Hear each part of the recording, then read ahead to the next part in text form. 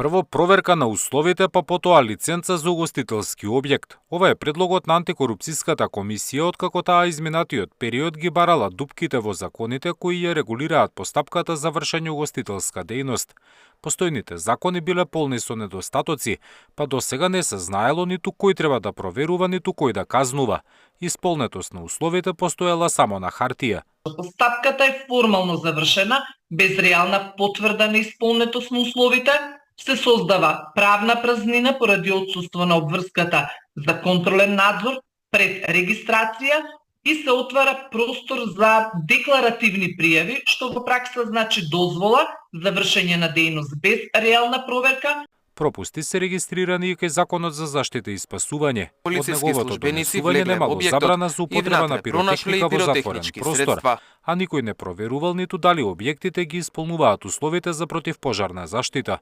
Неопходно е да се дореди член 70 со експлицитна одредба со која ќе се утврди обврска инспекторите од Дирекцијата за заштита и спасување задолжително да учествуваат во техничкиот прием на објекти, се со цел да се изврши фактичка проверка на примена на мерките за заштита од пожари.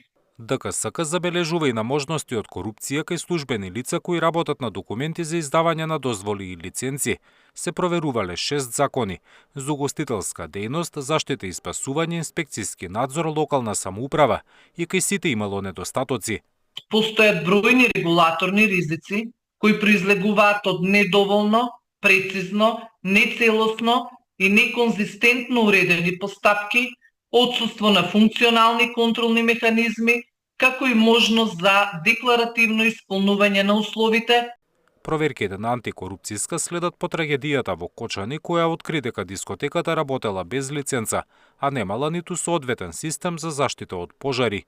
Сите забелешки комисијата ќе ги испрати до предлагачите на законите и надлежните институции за нивно спроведување. Во меѓувреме направени се близу 300 контроли, а изречени се казни од над 3,5 милиони денари. На истата седница антикорупцијска препорача и ограничување на дискреционата моќ на министерот за внатрешни работи при уредување на постапката за унапредување на вработените во МВР. Зоран Јаневски, Сител телевизија.